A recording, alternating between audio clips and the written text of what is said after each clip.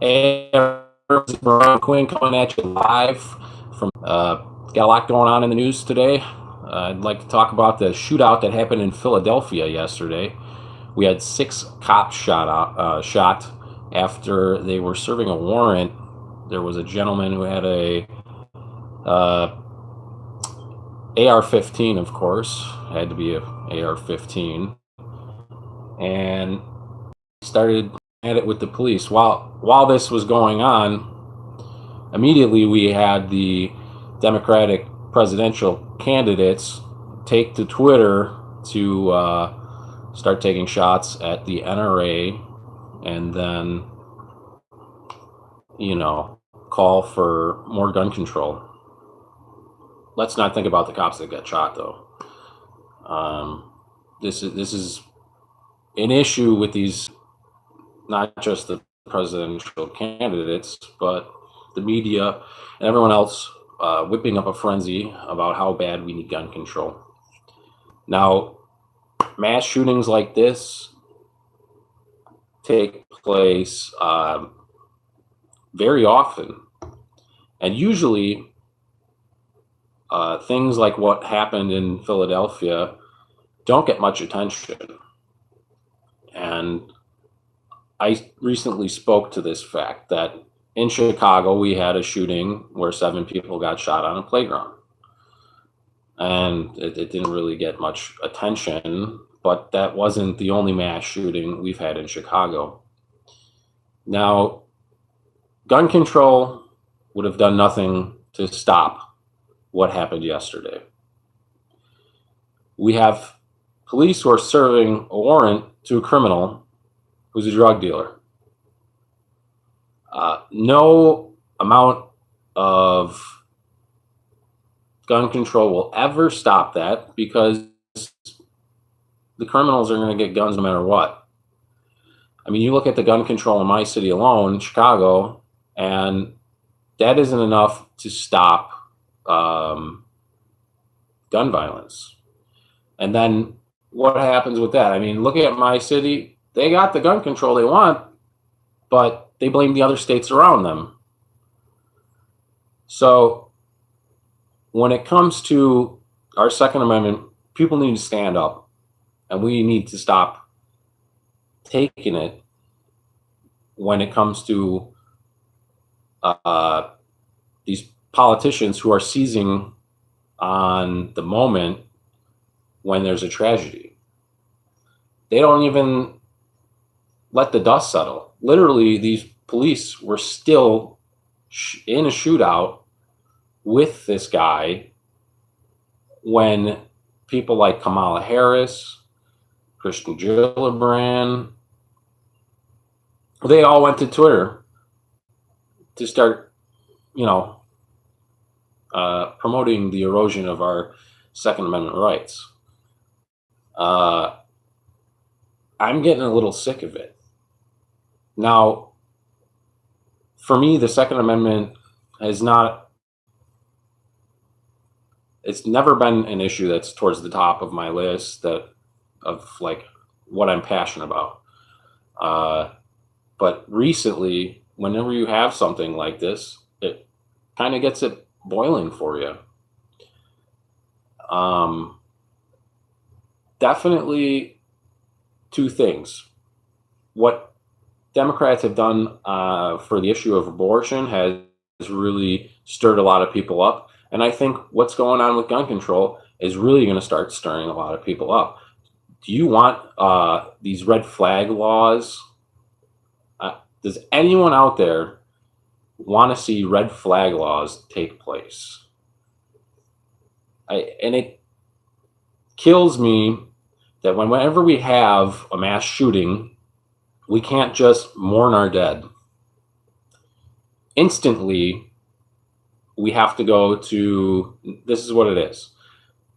First, Democrats are always going to go for gun control. But lately, what have they been going for before gun control? This is a new thing. Well, they want to find out whether it's a Trump supporter or a white supremacist. They scramble to see it, and even our side is guilty of it too. They will go to disprove that he's a Trump supporter. They'll go check and find that person's social media, or they'll demonize white males. And it's got to end. Can we just mourn our dead? And then maybe when I have a conversation the next day, 2 days later, we can have that conversation. But to seize on these, to be as opportunistic as they are being, is disgusting. It's disgusting. And I'm sorry, freedom, it's not always a safe thing. But I choose my freedoms over security. And I don't look to the government to provide me with every kind of security possible. Things are going to happen in the world, and it's a shame when they do. But there are also other things that could happen. Say, I don't know, a tyrannical dictator takes over one day, the U.S. Sounds crazy now, but, it happened in Germany. It happened in many countries. So I think it's important to have that, to have the right to buy an assault rifle. So it's just so convenient that this guy had an AR-15. I mean, and it's shocking that the police who got shot, they were out so quickly, and they were, thank God, nothing was life-threatening. None of them died. So, and it was a really wild thing because you had two cops who were stuck upstairs while this guy was downstairs, and there was a standoff for hours, and I watched it around about till the end, and just amazing. All the how many cops were out there, but for politicians, they're salivating at the notion. The moment these things go on, they're looking for their attention. They're looking for their moment to push whatever agenda they have, and we gotta say enough is enough. I mean, you want to talk about universal background checks, but whatever. First, why don't you talk about the police? Yeah, but then you know what? If they start praying for the police, now that might hurt them in the Democrat primary, because police are now the enemy of the Democrats. So it's crazy how deranged these people have gotten. I can remember I was a Democrat in my younger years, and in those times, Democrats were nothing like this at all. It's just insane to see how they've sunken so low, and I'm wondering what's going to take for them to hit rock bottom. Maybe it's losing to Donald Trump twice, but we have to start pushing back. We have to start pushing back. In Illinois, we have people who are pretty aggressively trying to take away Second Amendment rights. Moms demand action. What you have around the country, but we need to really stand up for the NRA. They are constantly being attacked, and even I have a friend here who is very active. He pushes Second Amendment rights. He infiltrates groups like Moms Demand Action, and they're pretty vile towards him. This guy had a picture of a gun Twitter account, and I can't remember the exact group this was, but there was a liberal group that went after him, and they made a false report to the FBI. So the FBI came snooping around at his house. Then another thing they did was they called his work and they tried to get him fired. What they did was they tried to say that he I don't know what exactly, but we have to push back. These liberal groups going further and further to try and erode our rights. And the Second Amendment is one of the most important amendments. I don't know, freedom of speech, we wouldn't have freedom of speech without the Second Amendment. So maybe it is probably the most important right we have.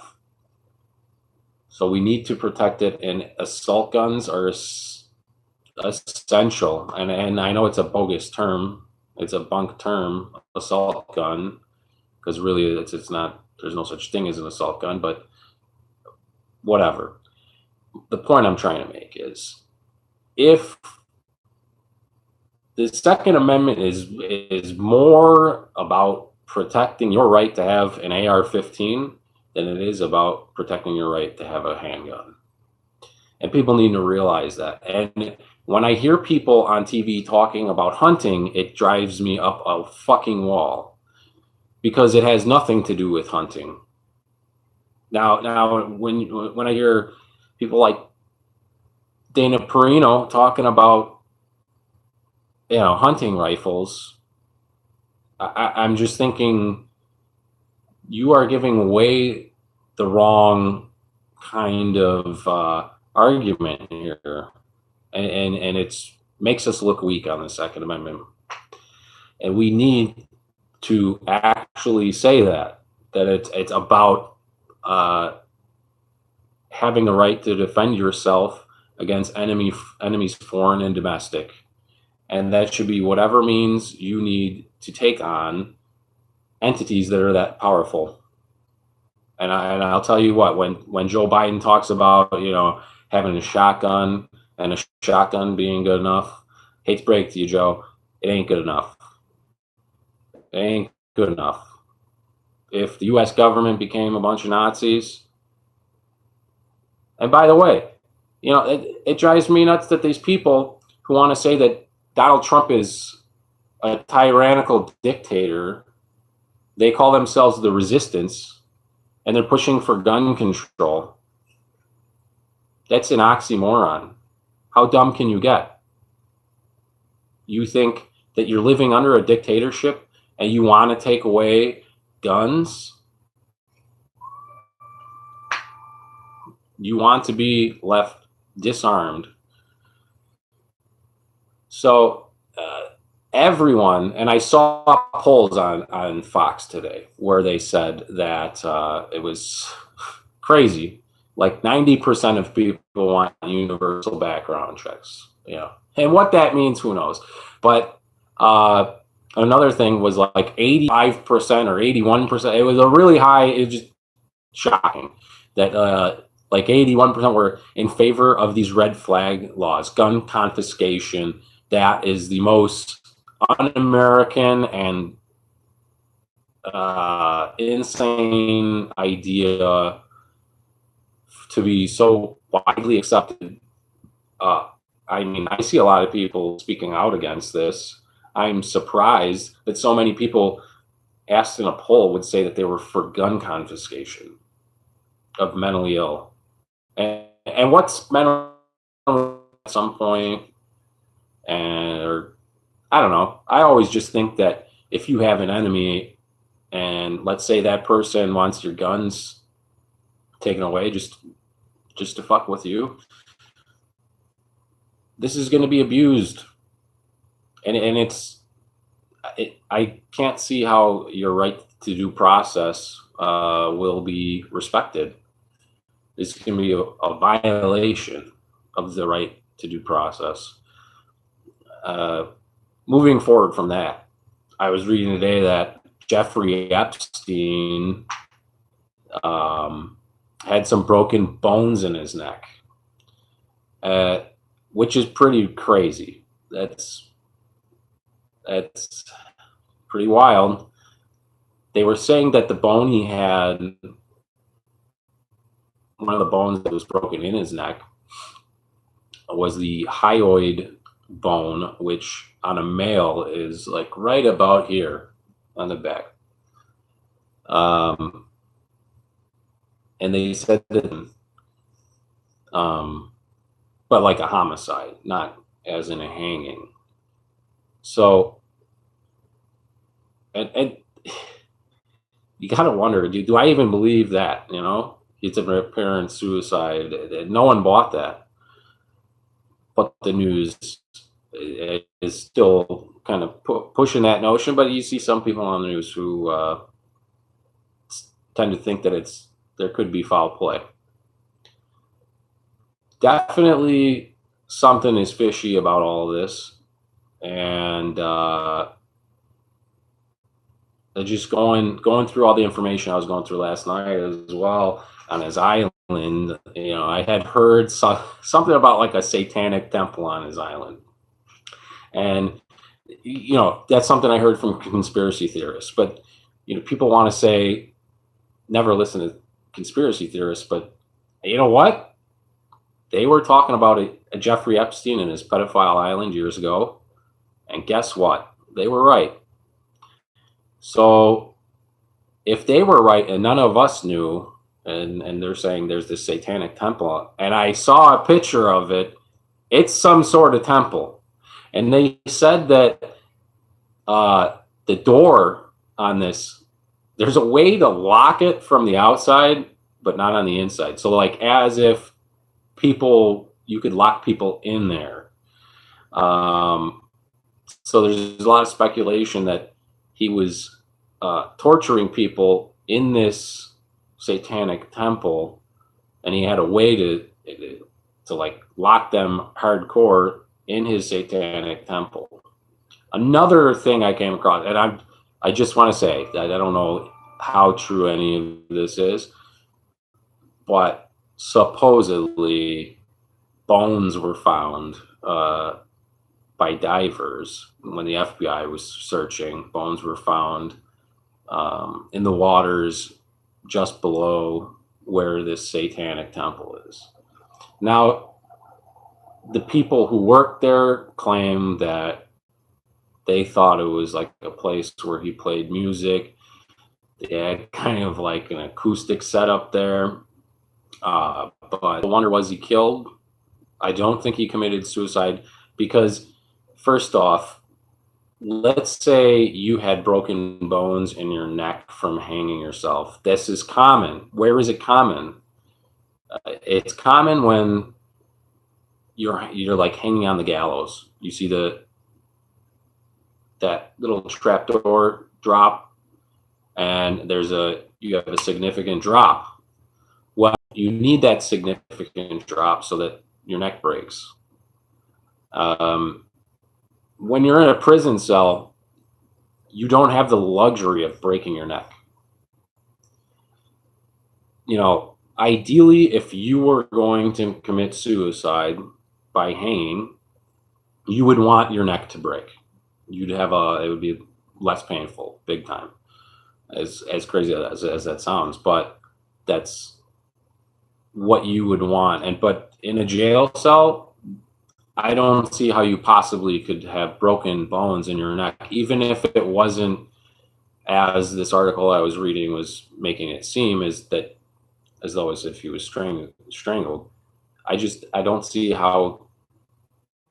There's so many problems with this whole situation that don't add up, and I hope we don't lose focus on this.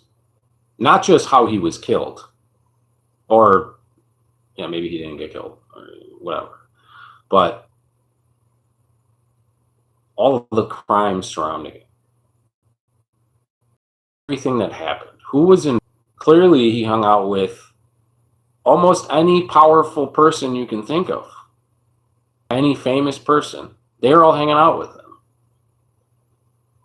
uh, so that knew about Jeffrey Epstein's pedophile island long before anyone in the public seemed to know.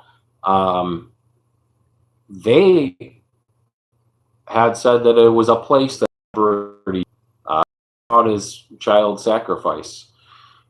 Now, I don't know far out, but maybe there's truth to some of the things that are being said. And definitely all of these things should be looked into, because you think about all of the crazy things being found on his properties, from his portrait of Bill Clinton, some of the artwork he's got. He got a mannequin hanging. None of this sounds too far-fetched from what's coming from conspiracy theorists. Everything that these people are saying, and compared to what the mainstream news is saying, I could see it all being true. I could definitely see it. It reminds me of Eyes Wide Shut. And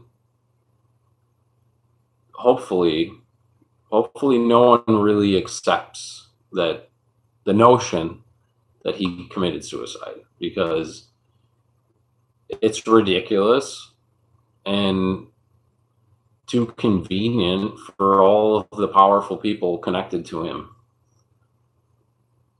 And it seems as if there's a cover-up to protect those people. But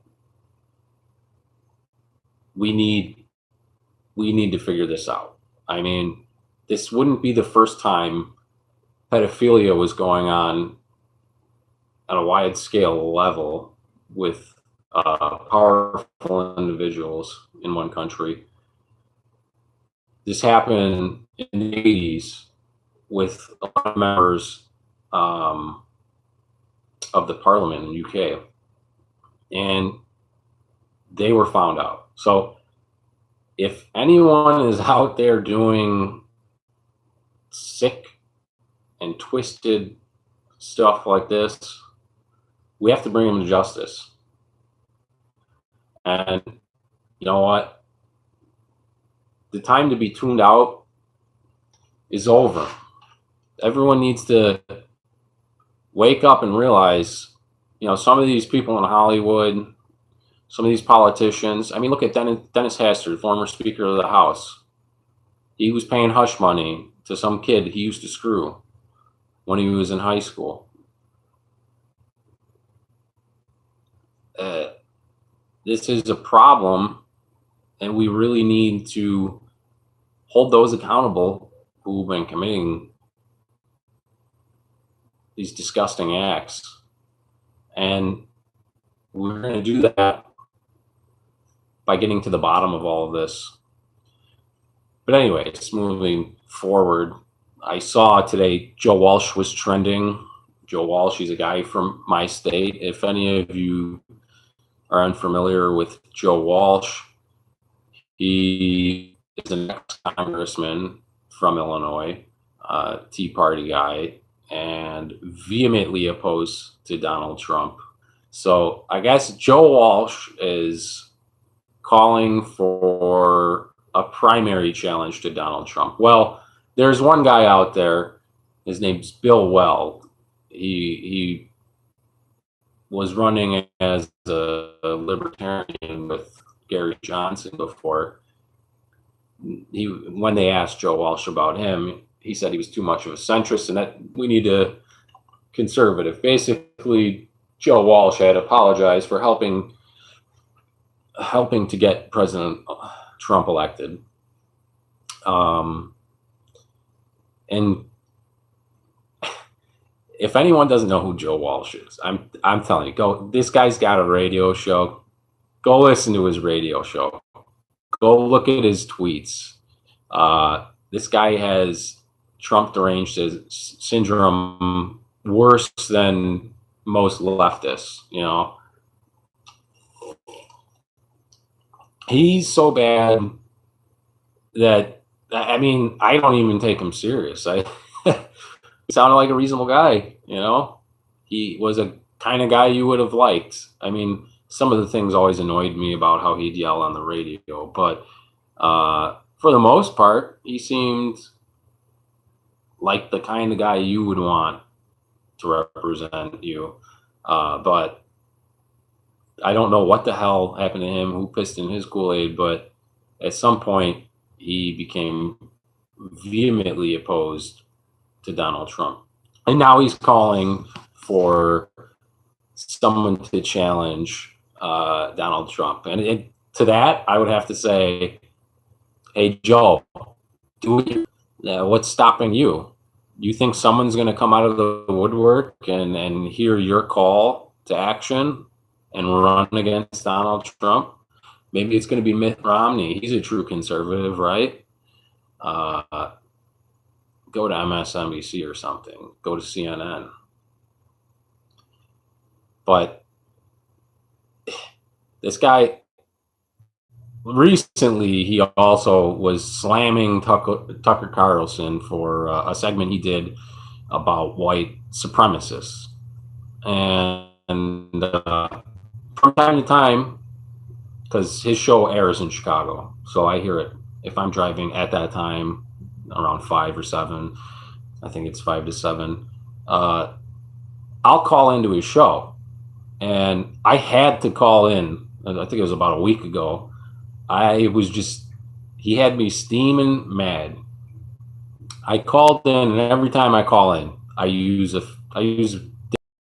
name. This time I use the name John, and so I called in. So here's what was said. So Tucker Carlson had done a segment about white supremacy where he was saying that white supremacy pretty much isn't a problem in the country. He wasn't saying that white supremacy isn't a problem. He was saying that essentially the media is drumming up hysteria and trying to give the perception that white supremacists are just everywhere and it is becoming an epidemic. So Joe Walsh was saying that pretty much, he said it doesn't exist.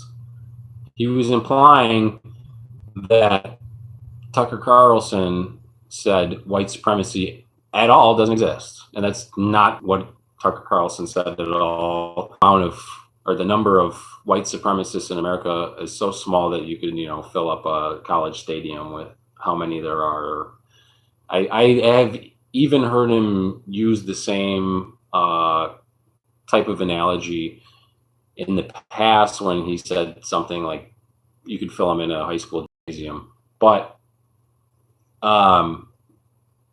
so I called in, and usually every time I call in, there's a screener, and the screener is the producer of the show.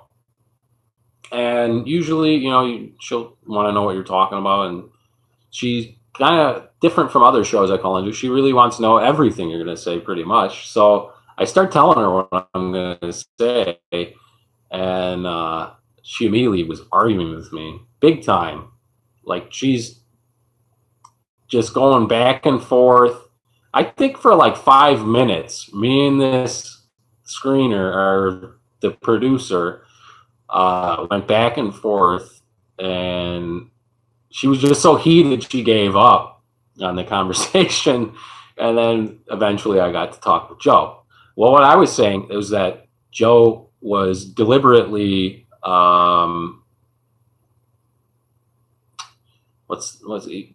was pretty much engaging in propaganda. That what he was doing was he was trying to deceive people into thinking that Tucker Carlson said something that he did not, because he was trying to take him out of context and use things in a literal sense, when if you look at the context, Tucker Carlson was not saying that white supremacy is the problem. He was saying that it's not the problem that the media is leading people to believe. So I went back and forth with Joe Walsh on that one, and it was just he was sticking to his guns. I gotta give him that. But he has Trump deranged syndrome to the max, and on a daily basis, anything that goes on, Joe Walsh has to,